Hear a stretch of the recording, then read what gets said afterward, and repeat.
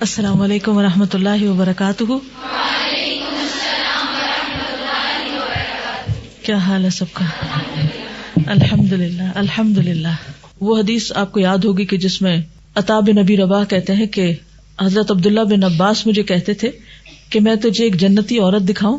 اگر آج دنیا میں کسی کے بارے میں یہ پتا ہو تو ہم کتنے ایکسائٹیڈ ہیں. کون ہے وہ؟ ہم بھی دیکھیں کیا خوبی ہے اس میں. ایک عورت جو جنت میں جائے گی. تو وہ کہتے کہ میں نے کہا کیوں نہیں، ضرور دکھائیں. فرمایا یہ کالی عورت اشارہ کر کے نبی صلی اللہ علیہ وسلم کی خدمت میں حاضر ہوئی اور عرض کیا کہ مجھے مرگی کا دورہ ہوتا ہے اور میرا پردہ کھل جاتا ہے. آپ نے دیکھا ہوگا کہ جن لوگوں کو مرگی کا دورہ پڑتا ہے بیچاروں کا کیا حال ہوتا ہے. ان کو بالکل بے ہوشی طاری ہو جاتی ہے اور بعض اوقات وہ یعنی اپنے آپ کو ڈھانک بھی نہیں سکتے. ابھی تو خیر قمیض شلوار بند کپڑے بھی ہوتے ہیں، لیکن جیسے اگر کسی نے تہمت وغیرہ پہنا ہو یا ایسا ڈریس ہو تو وہ انسان اگر زمین پہ لوٹ پوٹ ہو رہا ہے تو کہیں سے بھی کھل جاتا ہے، یعنی انسلا ڈریس جو ہوتا ہے. تو کہنے لگی کہ میرا پردہ کھل جاتا ہے. تو آپ صلی اللہ علیہ وسلم سے عرض کیا کہ آپ میرے لیے دعا کریں کہ اللہ تعالیٰ میری تکلیف دور کر دے. تو آپ نے فرمایا اگر تم صبر کرو تو تمہیں جنت ملے گی. اس کا مطلب نہیں کہ انسان دعا نہ کرے، دعا تو کرے، لیکن اگر وہ دعا فوراً قبول نہیں ہو رہی، آخرت کے لیے قبول ہو رہی ہے تو صبر بھی کرے. اور فرمایا اور اگر تم چاہو تو میں صحت کی دعا کر دیتا ہوں. تو اس نے کہا کہ جو میرا پردہ کھل جاتا ہے تو آپ اس کی دعا کر دیں کہ یہ نہ کھلے. تو پھر آپ نے اس کے لیے یہی دعا کی اور باقی اس نے اپنا اجر آخرت کے لیے محفوظ کر لیا. ہر وقت اپنی باتیں کرنے کی ایک عادت پڑ جاتی ہے انسان کو. یہ بھی ایک بڑی مشکل ہے. جب انسان کو عادت ہوتی ہے نا کہ جو مجھ پر گزر رہا ہے وہ بس میں جلدی سے کسی کو بتا دوں، یہ بڑا خطرناک عادت ہوتی ہے. اس میں نہ صرف یہ کہ انسان اپنے غم بلکہ اپنی نیکیاں بھی پھر ہر وقت بتانے کے شوق میں رہتا ہے. میں جلدی سے بتا دوں کسی کو کہ میں نے کیا مار کا مارا ہے. اب اس سے کیا ہوتا ہے کہ پھر وہ ریاکاری کا عنصر شامل ہو جاتا ہے. اس کے بارے میں آپ دیکھیے کہ جو دنیا بھر کو اپنے حال بتانے کا طریقہ جو نئی ٹیکنالوجی نے ایجاد کیا ہے، مثلاً فیس بک کے اوپر لوگ کیا لکھتے ہیں. کسی کی فیس بک ہے، کسی نے ہاتھ نہیں کھڑا کیا. یقین نہیں آ رہا مجھے کہ آپ میں سے کسی کی فیس بک نہ ہو.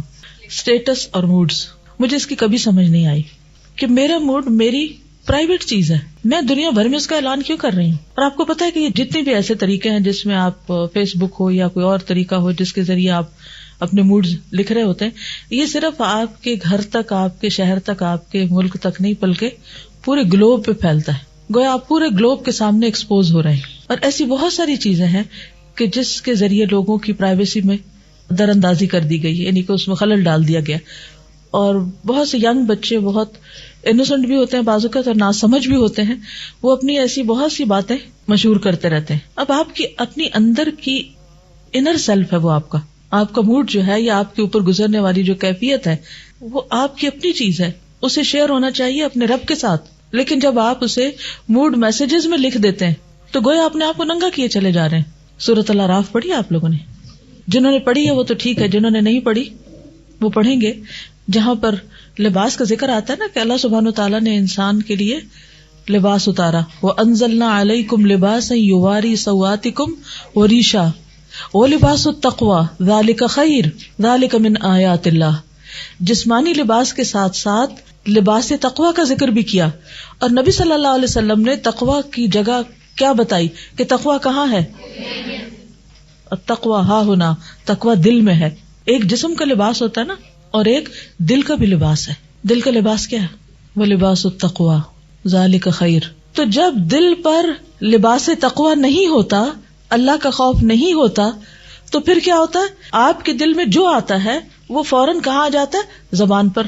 آپ غصے میں ہیں تو زبان پہ غصہ، آپ کا موڈ آف ہے، آپ ناراض ہیں، آپ کسی سے نفرت کرتے ہیں، کسی سے محبت کرتے ہیں، کچھ بھی کرتے ہیں، وہ آپ کی زبان سے نکل رہا ہے. اور اب تو زبان کے بعد انگلیوں پہ بھی آتا ہے اور انگلیوں سے ٹائپ ہو کے پوری دنیا میں نشر ہوتا ہے. کیسا لگتا ہے؟ کیا ایسا کرنا چاہیے؟ آپ ڈس ایگری کر سکتے ہیں مجھ سے، لیکن دلیل دینی ہوگی کہ اس میں کیا خیر اور بھلائی ہے کہ اسکائپ کے اسٹیٹس پر یا کسی بھی چیٹ پروگرام کے اسٹیٹس پر آپ اپنے موڈ یا اپنے انر فیلنگز یا اپنے دل کی باتیں یا اپنی پرائیویٹ باتیں لکھ کر پوری دنیا میں مشہور کریں. تو یہ ایک عادت ہے نا، بس آپ اتنے ہلکے ہیں دل کے کہ آپ کے اندر کوئی بات رہتی نہیں. اور اس کے علاوہ مزید فتنہ کیا؟ اپنی تصویریں، فیملی کی تصویریں، دنیا بھر کی تصویریں وہ ڈالی ہوئی ہیں. وہ کس لیے؟ اتنا سیلف پروجیکشن کا شوق ہے.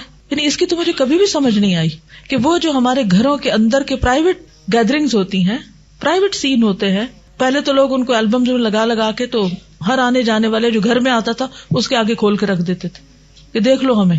اب کیا ہوا؟ وہاں سے اٹھ کے پوری دنیا میں نشر ہو گئی. یہ سیلف پروجیکشن نہیں تو کیا ہے، خود نمائی نہیں تو کیا ہے، دکھاوا نہیں تو کیا ہے، ریاکاری نہیں تو کیا ہے. کس کو خوش کرنے کے لیے؟ کیوں؟ وائی؟ کیا مقصد ہے؟ کیا اتنا فالتو ٹائم ہے آپ کے پاس؟ اتنا بیکار وقت ہے؟ کبھی اس کے پیچھے سائیکالوجی آپ دیکھیں نا، نفسیات دیکھیں کہ وہ کیا چھپی ہوئی چیز ہے، محرک کیا، موٹیو کیا ہے کہ جو ہم سے یہ سب کچھ کرا رہا ہے. اور آپ دیکھیے کہ اس سے پھر آگے کتنے فتنے فساد پھیلتے ہیں. کیا آپ پھر اسے کنٹرول کر سکتے ہیں کہ جو چیز نیٹ پہ چلی گئی وہ پھر آپ کے ہاتھ میں رہے گی؟ کہا جاتا ہے کہ جو اپنی تصویر نہیں لگاتے وہ خود سے پیار نہیں کرتے، اور جو خود سے پیار نہ کرے وہ کسی سے بھی نہیں کرتا. جو شخص ایسا کہے اسے کیا کہیں گے آپ؟ سمپل سی بات ہے کہ اگر اس کو آپ پیار کہتے تو پھر یہ تو خود نبی صلی اللہ علیہ وسلم کو بھی اپنے سے نہیں تھا، اور نہ صحابہ میں سے کسی کو تھا، اور نہ اور دنیا میں بڑے بڑے کام کرنے والوں کو اپنے ساتھ تھا.